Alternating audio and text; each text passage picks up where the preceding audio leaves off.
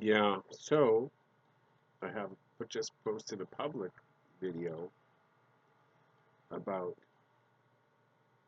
finding your own kind of sacred space in your mind's eye as a place to return to whenever you feel the need, or you want to investigate things, or talk to guides, or meet animal spirits, ancestors, all kinds of things you can do.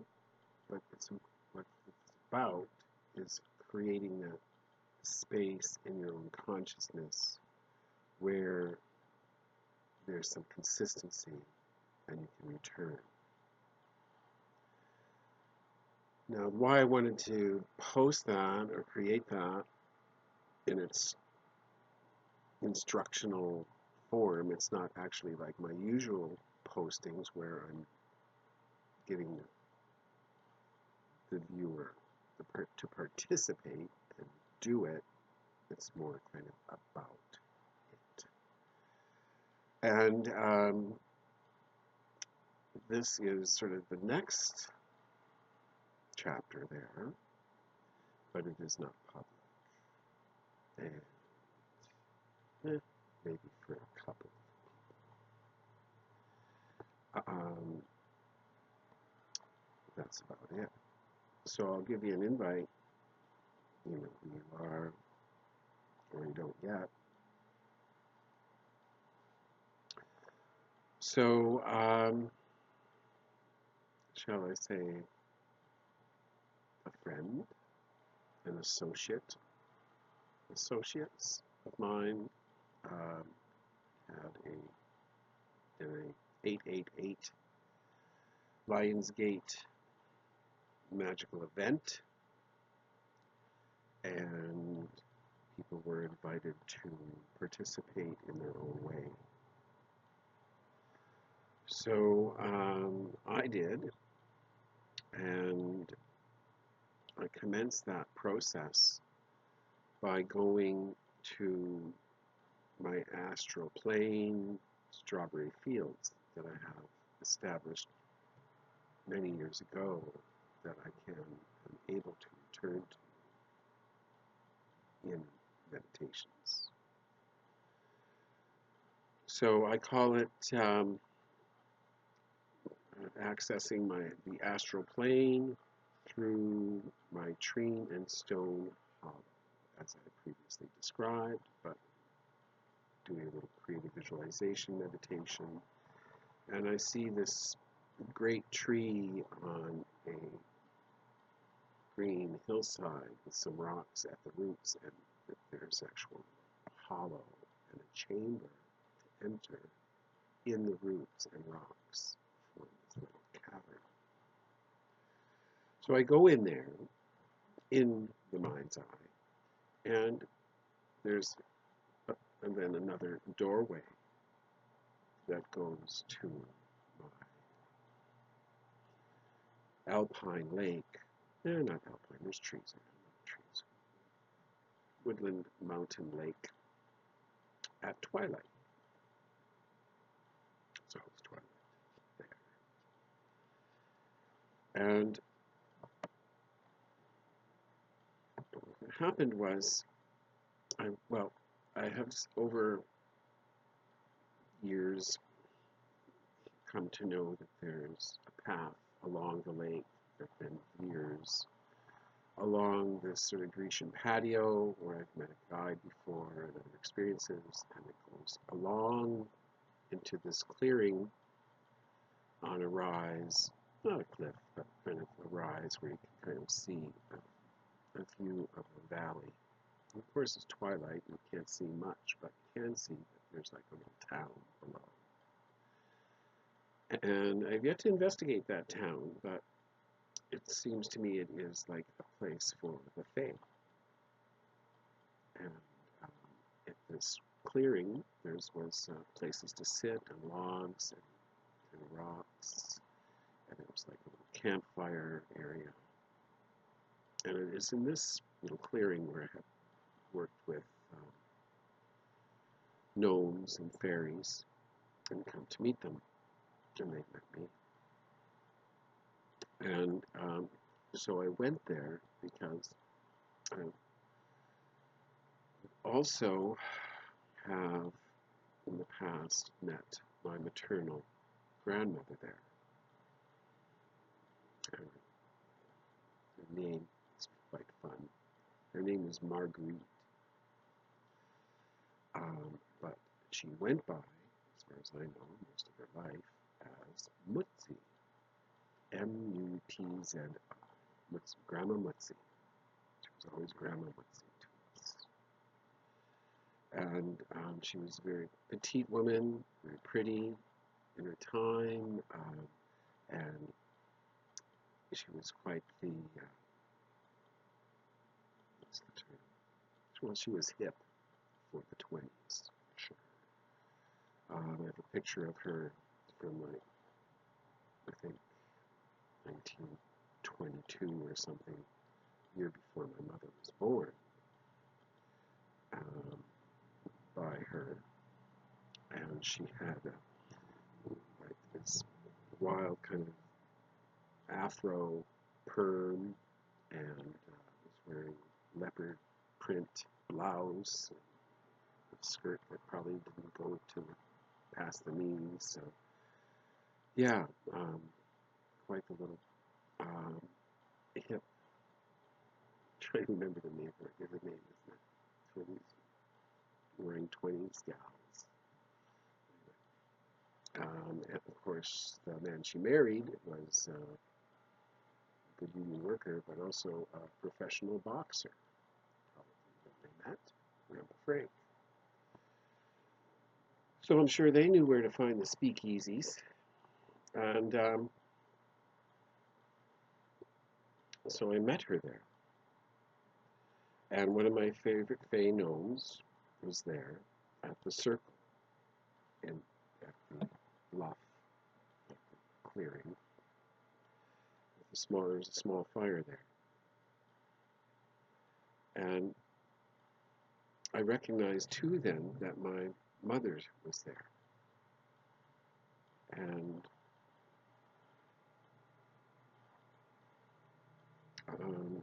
together, I'm looking at my notes now, and I didn't realize it happened all this fast. But we went to speak with the goddess Athena, who I had met there on previous visits. She was near the top of this mountain. We went up the path to speak with Athena and saw her as the mother of wisdom.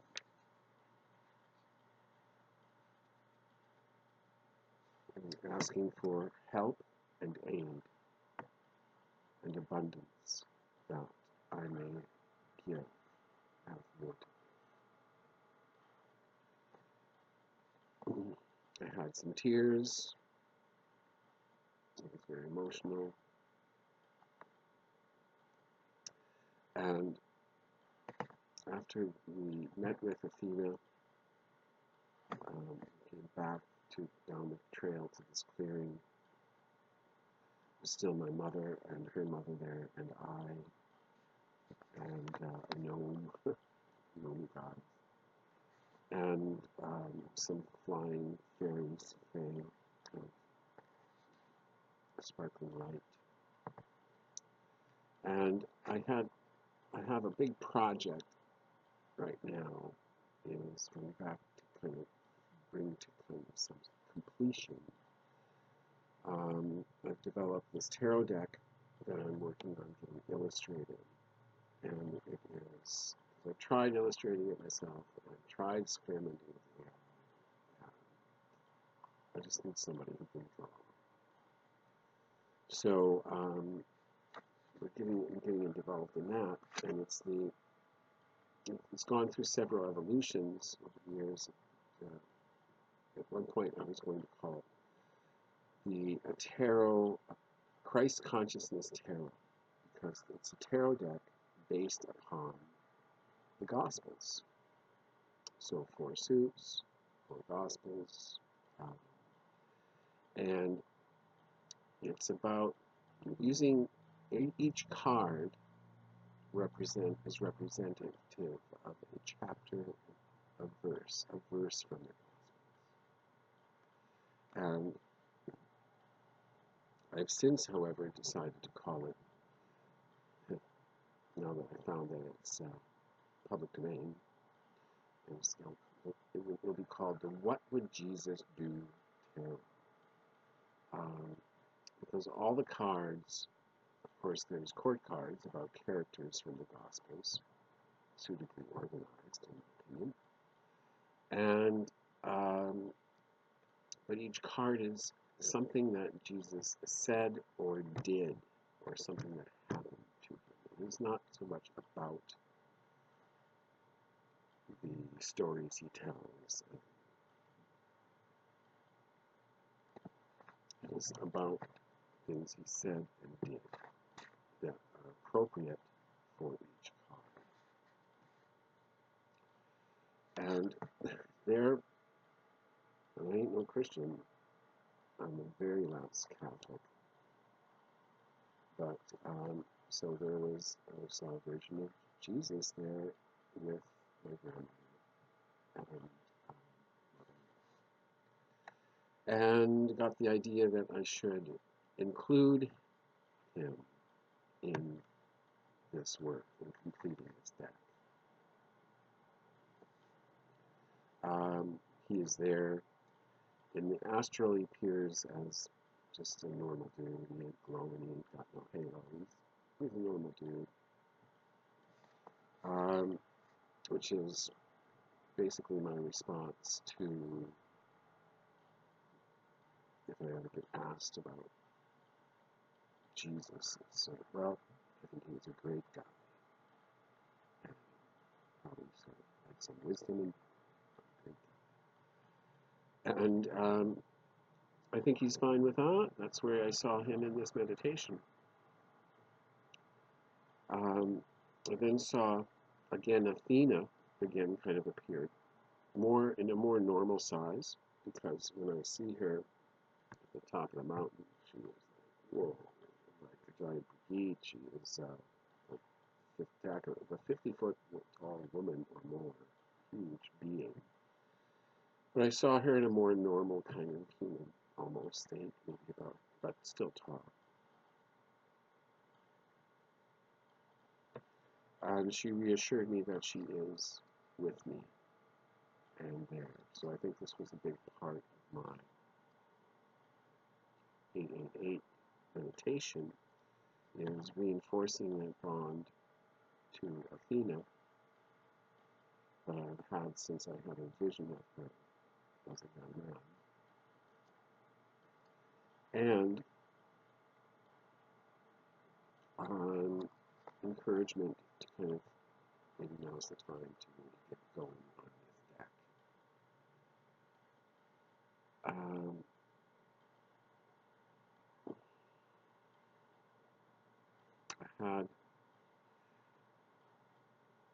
When I knew there was an involvement, because in the Egyptian, these are the days, this Lion's Gate time is the days of Sirius, the star of Sirius, brightest star in the winter sky.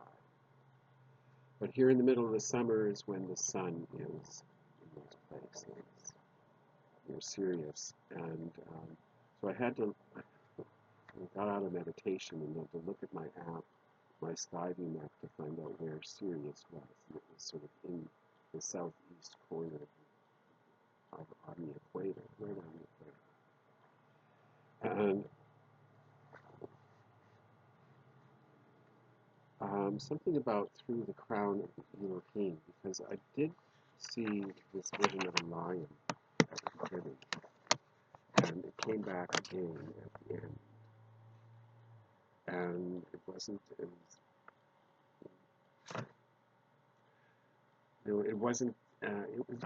beautiful, but it was just an image. It wasn't as strong in my meditation as Athena was, or Dear Departed, or JC, in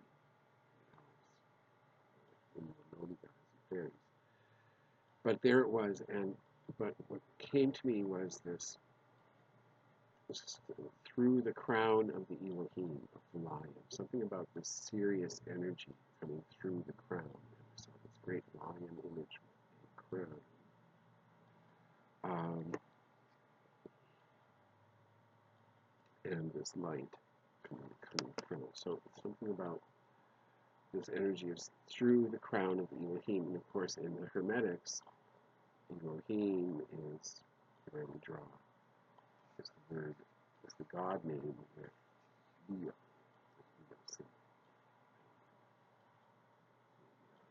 South and fire. So that's what I wanted to mention. It was very overall emotional. I think because of my dear departed there, Grandma and Mom, reconnecting with this place that I have not been doing a lot. So that brings that up. And it seems to answer a lot of my questions about where things are going now. With focusing on this work and with the creative process of getting the deck out. I feel I do have a lot of creative work to do, but it's like this, getting this tarot deck completed seems to be blocking the flow because I really feel it's important. And as a way of describing what Christianity is supposed to be, because we don't have that culture. Christianity, I agree with my friend Emmett Butch, who said that, in his opinion, and an opinion I share, is Christianity basically died in like 325 or such, or 30, whatever that was, when Constantine marched under the banners of Christianity and took Rome in war. And then Constantine also involved in the Council of Nicaea and the rewriting, the putting together of the Bible as basically leaving out a lot of the good bits to create this, basically a political manifesto. Mind your manners, do as you're told, and enjoy the next life, which was what they did pervade. So, but on a more positive note, I've got to say, as an astrologer, I was always kind of reluctant about this Lionsgate thing, and I think historically it applied to one specific year when somebody brought this up because there were eclipses and a lot going on in that time. And now it seems like it's every awesome. And so I'm not so sure about that. To me, spiritual, let's use Wesak is the tradition when spiritual energies are coming into Earth, and that is the full moon in Scorpio from Sun Taurus, and the birthday of Buddha. It's been an important spiritual energy time, Wesak, moment, exact full moon. And I've certainly conducted plenty of meditations that is convenient, like not at 3 in the morning, the exact full moon. And it always works great. So we'll do some of that again in the future, I'm sure. I think I have some here in the records, in the video records. But I'll prepared to give kind of Lionsgate its due, and it certainly was a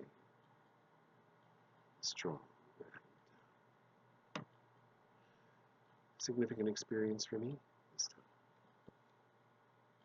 See you later.